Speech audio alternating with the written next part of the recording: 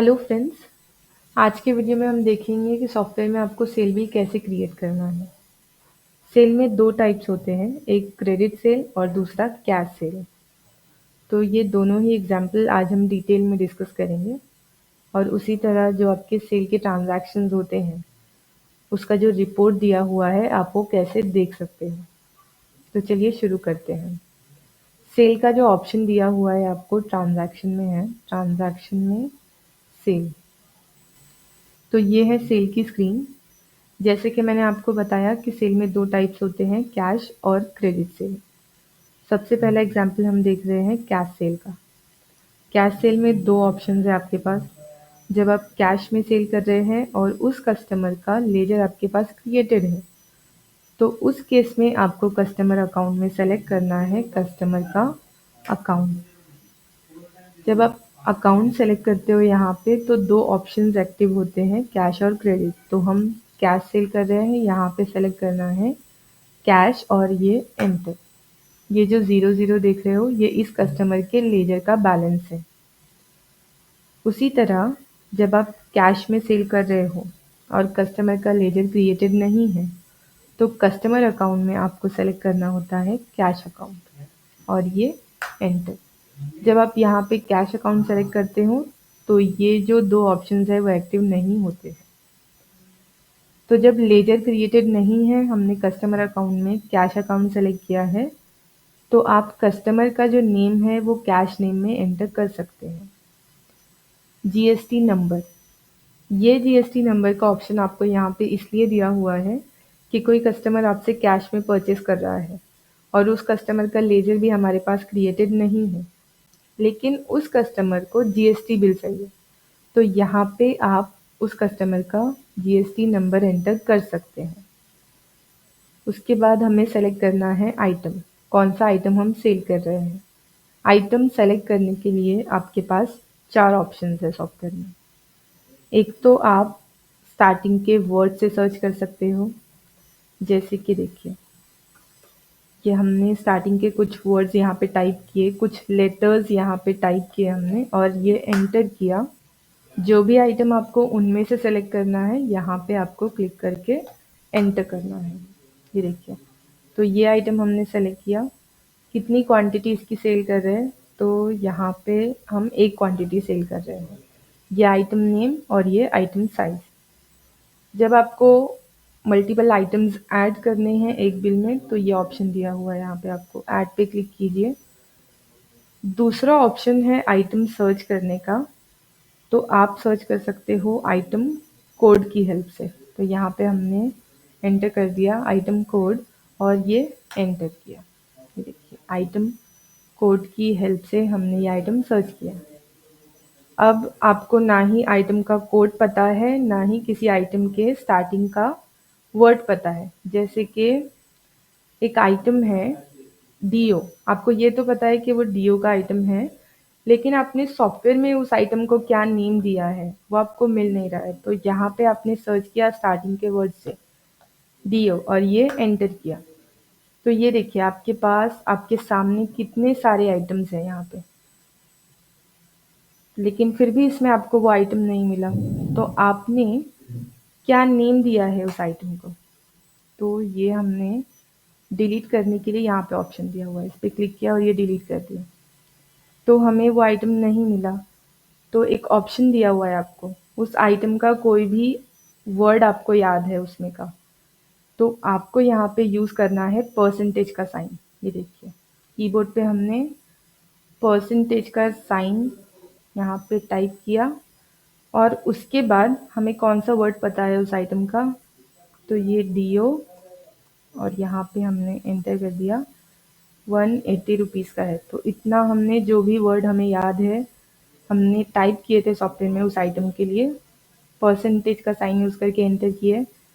Enter press किया, ये देखिए आपके सामने डीओ 180 रुपीज़, डीओ 180 रुपीज़।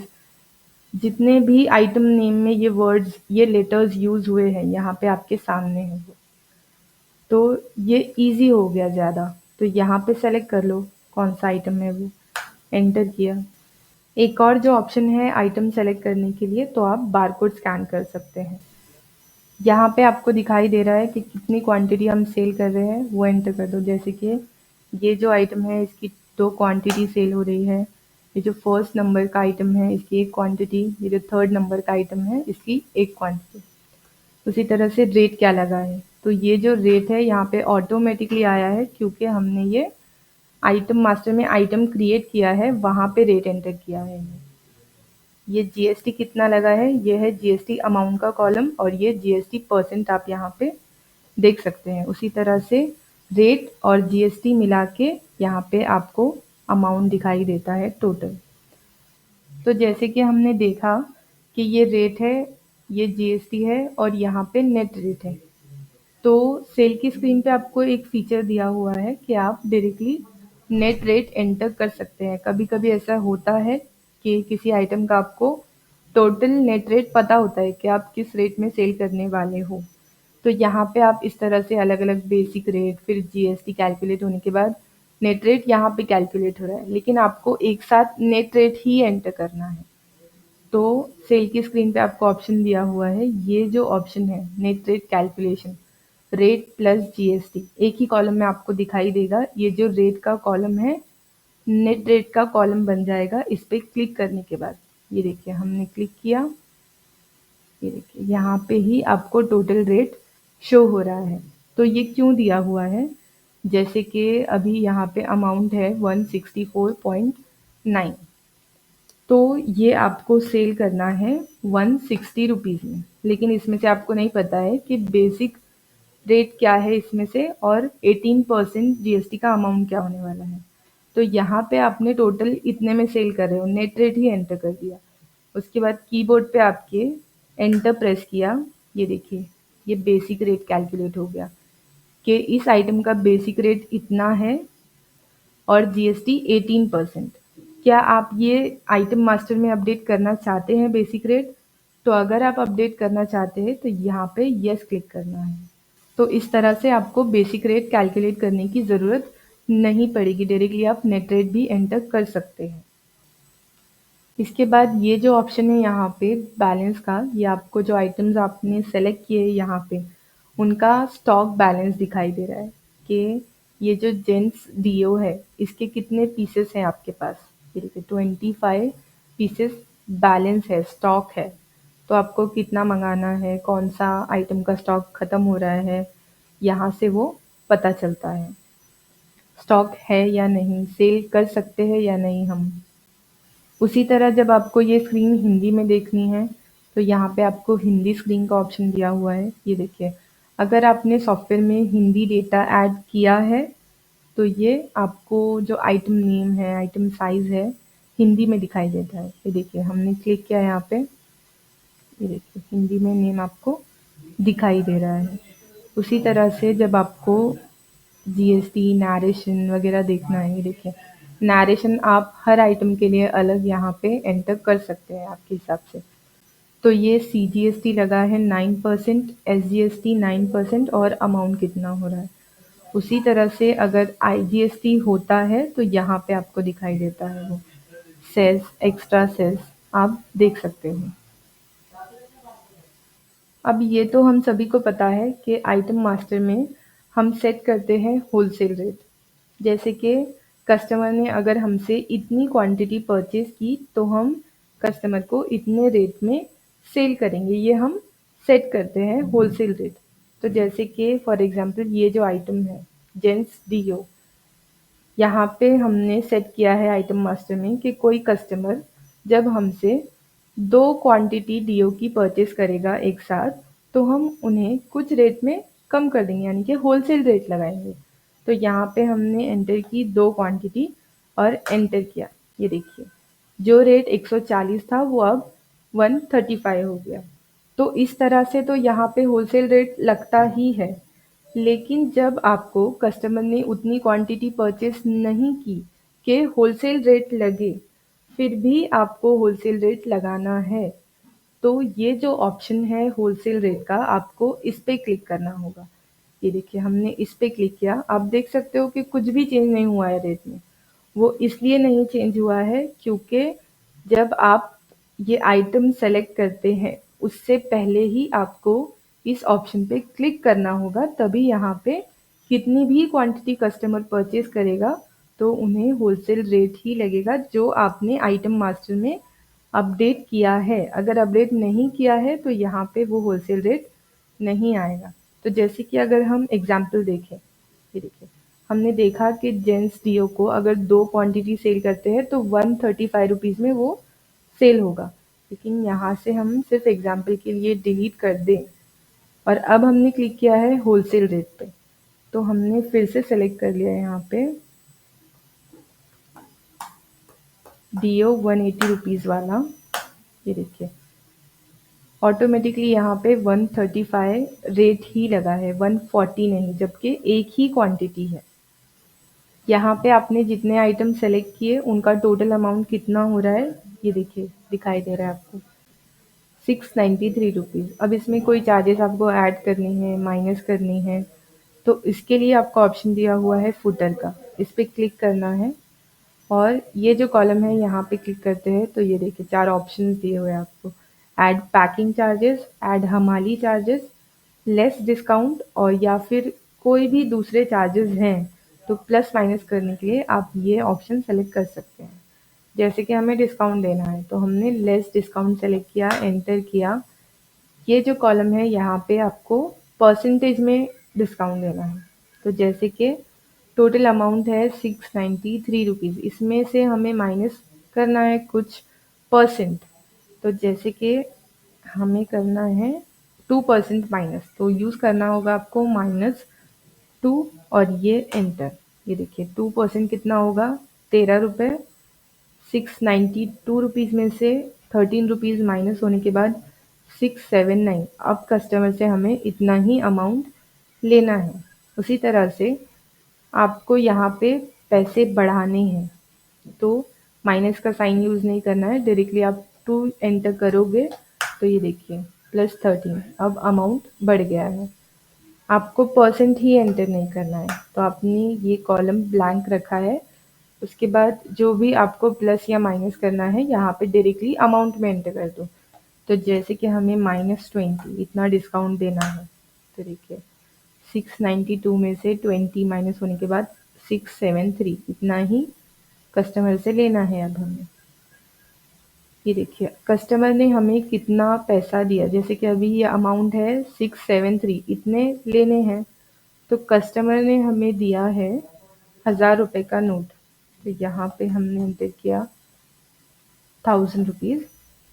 ये देखिए कितने रुपए आपको वापस देने हैं 1000 रुपये में से, अमाउंट रिटर्न, तो इतने रुपए आप वापस कर दीजिए। तो ये बहुत ही अच्छा ऑप्शन है, आपको कैलकुलेट करने की ज़रूरत नहीं पड़ेगी। तो यहाँ पे ये सब आपने एंटर किया और ये स्क्रीन क्लोज करने के लिए फिर से फुटर पे क्लिक कर दीजिए। ये बिल प्रिंट देने के लिए आपको सबसे पहले सेलेक्ट करना होगा प्रिंट फॉर्मेट, तो यहाँ पे देखिए क्लिक करते हैं आप तो आपको मल्टीपल फॉर्मेट्स दिए हुए हैं, जिस भी साइज़ में आपको प्रिंट देना है, आपका प्रिंटिंग पेपर है तो यहाँ से आप वो फॉर्मेट सेलेक्ट कर सकते हैं। साथ ही हम आपको कस्टमाइजेबल फॉर्मेट भी बना के देते हैं आपके हिसाब से। तो यहाँ पे हमने फॉर्मेट सेलेक्ट किया और ओके करके इस बिल का प्रिंट दे दिया।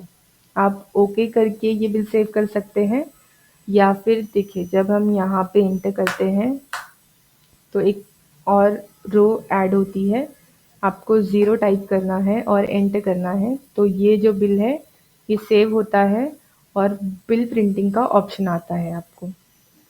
तो ये जो प्रिंट है आपके प्रिंटर पे आ जाएगा, जो भी प्रिंटर आपने सेलेक्ट किया है प्रिंटिंग के लिए। उसी तरह से अगर आपको व्हाट्सएप पर बिल सेंड करना है कस्टमर को, तो यहाँ पे ऑप्शन दिया हुआ है व्हाट्सएप का। इस ऑप्शन पे आपको टिक रखना होता है और कस्टमर को व्हाट्सएप पर बिल चला जाता है पीडीएफ में। तो ये जो व्हाट्सएप का ऑप्शन है, व्हाट्सएप पर बिल सेंड करने का ऑप्शन है, इसके बारे में हमने डिटेल में वीडियो बनाया है। आप वो वीडियो देख सकते हैं, आपको डिस्क्रिप्शन में मिल जाएगा उसका वीडियो। तो ये हमने देखा कैश सेल का एक एग्जाम्पल।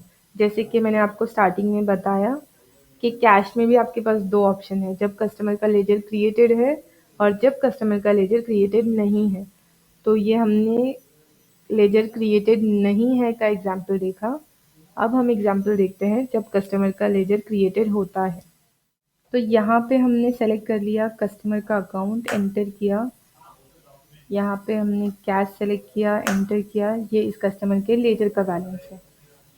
तो इस तरह से हम जो बिल बना रहे हैं, ये ऐसा नहीं है कि हमने क्योंकि यहाँ पे लेजर सेलेक्ट किया है तो इस बिल का इफ़ेक्ट कस्टमर के लेजर में होगा। नहीं, ये कस्टमर के लेजर में नहीं दिखाई देगा ये कैश बिल। कस्टमर के लेजर में सिर्फ क्रेडिट बिल ही दिखाई देगा। ये जो बिल की एंट्री है वो आपको कैश के लेजर में दिखाई देगी। तो फिर हम यहाँ पे इस तरह से लेजर क्यों सेलेक्ट कर रहे हैं? क्योंकि गवर्नमेंट का ये इस तरह से रूल आया है। तो यहाँ पे हमने जिस कस्टमर का लेजर क्रिएटेड होता है, जब वो कस्टमर कैश में परचेस कर रहा है तब भी हमें कस्टमर अकाउंट में कस्टमर का अकाउंट सेलेक्ट करना होगा और कैश अकाउंट में कैश सेलेक्ट करना होगा। और ये जो बिल है इस कस्टमर के लेजर में नहीं दिखाई देगा, ये कैश के लेजर में ही दिखेगा। तो यहाँ पे हमने इस तरह से सेलेक्ट किया टीसीएस एप्लीकेबल। जब आप यहाँ पे पार्टी का लेजर सेलेक्ट करते हो, ये पार्टी का हमने अकाउंट सेलेक्ट किया है, तो अकाउंट मास्टर में आपको ऑप्शन दिया हुआ है टीसीएस एप्लीकेबल ऑप्शन सेलेक्ट करने का। तो आपको जितनी पार्टीज को टीसीएस अप्लाई करना है, आप अकाउंट क्रिएट करते समय ही वहाँ पे टीसीएस एप्लीकेबल के ऑप्शन को यस सेलेक्ट कर सकते हैं। तो जब भी आप उस पार्टी का यहाँ पे अकाउंट सेलेक्ट करेंगे तो ये जो टीसीएस एप्लीकेबल का ऑप्शन है टिक हो जाएगा। अगर आपने वैसे नहीं किया है तो यहाँ पे आप मैनुअली भी सेलेक्ट कर सकते हैं। तो ये जो ऑप्शन है ये मैंने आपको कैश के समय इसलिए एक्सप्लेन नहीं किया। जब आप यहाँ पे कैश अकाउंट सेलेक्ट करते हैं कस्टमर अकाउंट में तो आप ये ऑप्शन नहीं सेलेक्ट कर सकते हैं। उसी तरह अब हमें यहाँ पे सेलेक्ट करने हैं आइटम्स। तो हमने यहाँ पे इस तरह से आइटम सेलेक्ट किए। जब आपको किसी आइटम में कुछ चेंजेस करने हैं, जैसे कि आपको जीएसटी परसेंट एंटर करना है, तो इन आइटम्स के लिए तो जीएसटी परसेंट एंटर नहीं किया गया है। फॉर एग्जांपल ये जो आइटम है इसके लिए हमें जीएसटी एंटर करना है। तो ये स्क्रीन कैसे ओपन हुई है? कोड का ये जो ऑप्शन है यहाँ पे आपको डबल क्लिक करना है जो भी आइटम आपको मॉडिफाई करना है। तो जैसे कि ये जो है शक्कर पारी, यहाँ पे हमने डबल क्लिक किया, ये मॉडिफाई मोड में ओपन हो गई। हमने इस पे जीएसटी एंटर कर दिया, ओके किया, ये देखिए, और ये स्क्रीन कट कर दी। अब हमने फिर से यहाँ पे ये आइटम सेलेक्ट कर लिया, शक्कर पारी, और ये एंटर किया, ये देखिए जीएसटी आ गया। तो ये काम आपका यहीं पे आसान हो गया। उसी तरह से हमारे बहुत सारे कस्टमर्स होते हैं जिनकी बहुत बार ऐसी कंप्लेंट्स होती है कि लास्ट टाइम तो आपने हमें इससे कम रेट में सेल किया था ये आइटम, तो इस बार रेट क्यों बढ़ गया है?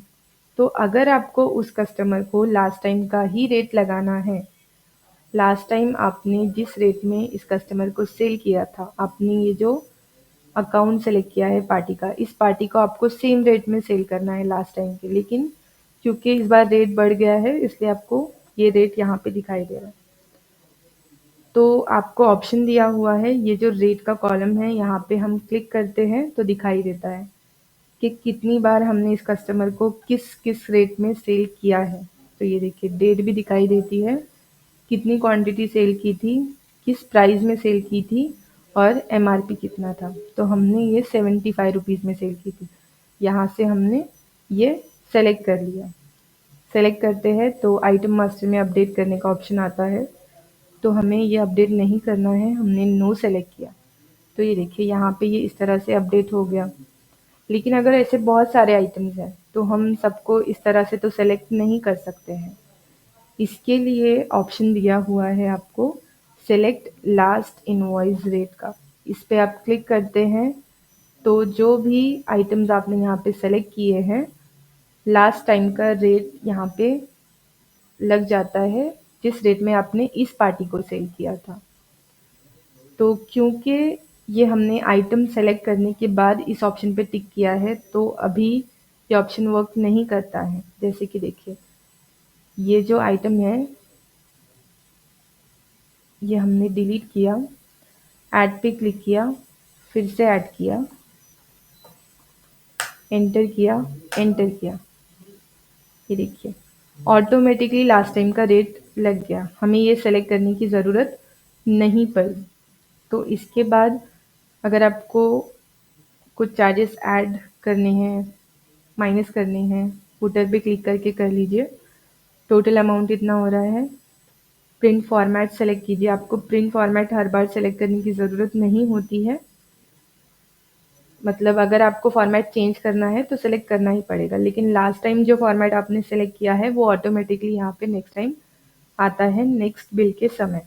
तो यहाँ पे देखिए फॉर्मेट तो आया है, ओके किया हमने और ये इनवॉइस यस करके प्रिंट कर लिया। तो ये हमने कैश सेल के 2 एग्जाम्पल देखे। उसी तरह क्रेडिट सेल देखे अगर, तो यहाँ पे कस्टमर अकाउंट में हमने सेलेक्ट कर लिया कस्टमर का अकाउंट और हमें सेलेक्ट करना है क्रेडिट ऑप्शन, कस्टमर के लेजर का बैलेंस। यहाँ पे हमने एंटर कर दिया जो भी हम सेल कर रहे हैं। तो हमने आइटम सेलेक्ट किए, क्वांटिटी एंटर की, ओके किया और यहाँ पे ये बिल सेव हो गया, इसका प्रिंट करके दे दीजिए। इसी तरह अगर थर्ड एग्जाम्पल देखें, ये तो हमने देखा कि सेल में 2 टाइप होते हैं, कैश और क्रेडिट। तो कैश सेल और क्रेडिट सेल, तो आजकल ऑनलाइन पेमेंट भी करते हैं।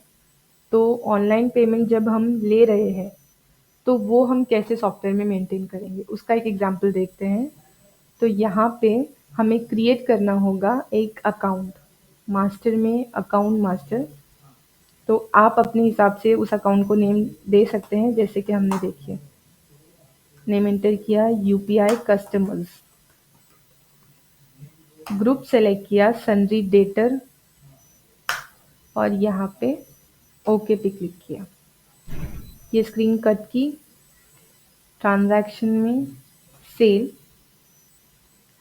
यहाँ पे हमने सेलेक्ट कर लिया यूपीआई कस्टमर्स, एंटर किया और अब यहाँ पे आपको सेलेक्ट करना है क्रेडिट ऑप्शन।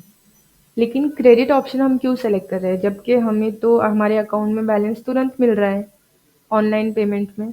लेकिन ऐसे होता है कि हमारे अकाउंट में ऑनलाइन पेमेंट्स सेम डे पे क्रेडिट नहीं होते हैं, अगले दिन क्रेडिट होते हैं। तो इसके लिए हम यहाँ पे सेलेक्ट कर रहे हैं क्रेडिट ऑप्शन। तो यहाँ पे हमने क्रेडिट ऑप्शन सेलेक्ट किया, उसके बाद आइटम सेलेक्ट कर लिए जो भी हम सेल कर रहे हैं। आइटम्स एंटर करने के बाद यहाँ पे हमने सेव करने के लिए 0 टाइप किया, एंटर किया, ये बिल सेव हो गया, इसका प्रिंट निकाल लीजिए और कस्टमर को दे दीजिए। तो ये तो मेंटेन हो रहे हैं यूपीआई कस्टमर अकाउंट में, ये जो सेल्स आप लोगे दिन भर जितने भी यूपीआई ट्रांजैक्शंस होंगे उनके। अब ये आपके बैंक में तो क्रेडिट नहीं हुए हैं, तो अगले दिन क्रेडिट होंगे, तो सॉफ्टवेयर में वो कैसे मेंटेन करेंगे हम। तो ये देखिए हमने अभी अगले दिन, फॉर एग्जांपल अगले दिन हमें अब ये बैंक अकाउंट में एंट्री करनी है। तो ट्रांजैक्शन में कैश इन बैंक, यहाँ पे हमने सेलेक्ट किया, टाइप में सेलेक्ट किया बैंक, अकाउंट नेम, तो बैंक अकाउंट भी क्रिएटेड नहीं है। अगर आपके यहाँ अभी क्रिएटेड नहीं है तो पहले हमें बैंक अकाउंट क्रिएट करना होगा, जैसे कि हमने एंटर किया बैंक नेम और ग्रुप सेलेक्ट किया बैंक अकाउंट, यहाँ पे ओके किया और ये बैंक अकाउंट क्रिएट हो गया। तो ट्रांजैक्शन में कैश इन बैंक सेलेक्ट किया हमने बैंक, देखिए जितने भी बैंक्स होंगे, बैंक अकाउंट होंगे आपको दिखाई देंगे, तो हमने बैंक सेलेक्ट कर लिया और उसके बाद यहाँ पे हमें सेलेक्ट करना है यूपीआई कस्टमर्स अकाउंट। इसमें कितना बैलेंस है, तो जो भी इसका कल का बैलेंस होगा यहाँ पे आपको दिखाई देगा बैलेंस में। तो उसमें से बैंक में हमारे कितने डिपॉजिट हुए, कितने क्रेडिट हुए, यहाँ पे हम वो एंटर करेंगे। तो जितने भी क्रेडिट हुए हैं आप वो एंटर कीजिए, इससे आपको पता भी चलेगा कि आपके ऑनलाइन ट्रांजैक्शंस कितने हुए थे, उसमें से बैंक में कितना पैसा आया है, तो कौन सा ट्रांजैक्शन फेल हो गया है आपका। इससे आपको वो भी पता लग सकता है। तो यहाँ पे डिपॉजिट के कॉलम में हमने ये एंटर किया। नरेशन अगर आपको एंटर करना है कीजिए, ओके कीजिए, और ये हमारे बैंक में क्रेडिट हो गए, यानी कि सॉफ्टवेयर में हमने इसकी एंट्री कर दी जब नेक्स्ट डे हमारे बैंक में ये बैलेंस क्रेडिट हुआ। तो आई होप ये जो सेल के हमने एग्जाम्पल्स देखे हैं ये आपको क्लियर हुए हो। अगर इसमें कोई भी कन्फ्यूजन होता है, कुछ क्वेश्चंस होते हैं, या फिर आपको कोई प्रॉब्लम हो रही समझने में, तो आप हमारे ऑफिस में भी कांटेक्ट कर सकते हैं। तो जितने भी सेल्स हमने किए हैं वो आपको दिखेंगे अकाउंट रिपोर्ट में सेल रजिस्टर। ये देखिए यहाँ पे आपको रिफ्रेश करना है। ये टाइम पीरियड है, ये आज की डेट है। तो आज की डेट में कितना सेल हुआ यहाँ पे आपको दिखाई देगा। कैश में कितना सेल हुआ, क्रेडिट में कितना सेल हुआ, और टोटल सेल कितना हुआ, टोटल टैक्स कितना लगा और अमाउंट कितना है। तो अगर आपको ये अलग अलग देखना है तो ये देखिए कैश में कितना सेल हुआ, उसी तरह क्रेडिट में कितना सेल हुआ, इस तरह से आपको दिखाई देता है। आपको अगर फ़िल्टर कस्टमर अकाउंट वाइज़ देखना है तो यहाँ पे जैसे कि हमने कस्टमर का अकाउंट सेलेक्ट किया और ये एंटर किया, ये देखिए इस तरह से दिखाई देता है। उसी तरह से फ़िल्टर सेल्स अकाउंट, ये ऑप्शन इसलिए दिया हुआ है कि हमारे जो जीएसटी के स्लैब्स होते हैं 5% जीएसटी, 12% जीएसटी, 18% जीएसटी, तो अगर आपने हर जीएसटी परसेंट के हिसाब से सेल्स अकाउंट क्रिएट किए हैं कि जो 5% जीएसटी जितने आइटम्स का है उनका सेल इस अकाउंट में मेंटेन होगा। तो अगर ऐसे अकाउंट क्रिएट किए हैं, यहाँ से आपको वो अकाउंट सेलेक्ट करके आप उनका सेल देख सकते हैं, मतलब जीएसटी परसेंट वाइज। तो यहाँ पे अगर आपने वैसा क्रिएट नहीं किया है, डायरेक्टली सभी परसेंट जीएसटी के लिए एक सेल्स अकाउंट क्रिएट किया है, तो वो सेलेक्ट कीजिए यहाँ पे। तो आपको उस अकाउंट का यहाँ पे सेल्स दिखाई देता है। उसी तरह से आपको ऑप्शन दिया हुआ है ग्राफ का। कभी आपको ये जो रिपोर्ट है ग्राफ में एनालाइज करनी है तो ये देखिए डेट वाइज देखना है तो इस ऑप्शन पे क्लिक करना है। ये आपको डेट वाइज दिखाई दे रहा है। ये देखिए आप टाइम पीरियड भी चेंज कर सकते हैं। जैसे कि हमें ये देखना है, एंटर किया हमने, टाइम पीरियड एंटर करने के बाद ये देखिए इतनी डेट पे एंट्रीज हुई है, कितनी हुई है, कितना सेल हुआ है, वो आपको दिखाई दे रहा है। कौन से तारीख पे कितना सेल हुआ और कितने अमाउंट तक का सेल हुआ। उसी तरह से आपको देखना है मंथ वाइज। ये देखिए ये पहला महीना, ये दूसरा महीना, दूसरे महीने में कितने अमाउंट तक का सेल हुआ। जो भी टाइम पीरियड आपने यहाँ पे सेलेक्ट किया है उस हिसाब से ये दिखाई देगा। आपको देखना है पीक आवर कि आपकी दुकान में कौन से समय पे ज़्यादा सेल होता है। तो यहाँ पे ये जो 16 है यानी कि 4 बजे के टाइम पे ज़्यादा सेल होता है, इस रिपोर्ट में आपको वो समझ में आ रहा है। तो यहाँ पे आप इस हिसाब से देख सकते हो, और जिस भी टाइम ज़्यादा भीड़ होती है उस समय अपनी दुकान में ठहर सकते हो, या फिर जिस टाइम ज़्यादा भीड़ नहीं होती है आप रेस्ट कर सकते हो। अब इसमें आपको टाइप भी दिए हुए हैं, आपको जो भी टाइप कंफर्टेबल लगता है आप वो सेलेक्ट कीजिए। ये देखिए ये सेल्स अगर आपको एक्सेल में एक्सपोर्ट करना है तो उसका भी ऑप्शन दिया हुआ है। ये देखिए एक्सेल, इस ऑप्शन पे क्लिक कीजिए और ये एक्सेल में एक्सपोर्ट हो जाएगी। यहाँ पे ब्लैंक किया हमने और इस ऑप्शन पे क्लिक किया। जिस भी लोकेशन पे आपको सेव करना है वो लोकेशन कीजिए, सेलेक्ट कीजिए, और यहाँ पे हमने देखिए फाइल को नाम दिया, सेव किया, और ये फाइल सेव हो रही है। तो आई होप ये जो वीडियो है ये आपके लिए यूज़फुल हो। सॉफ्टवेयर के ऐसे ही और वीडियोज़ के साथ अपडेटेड रहने के लिए हमारे चैनल के साथ बने रहिए। Thank you.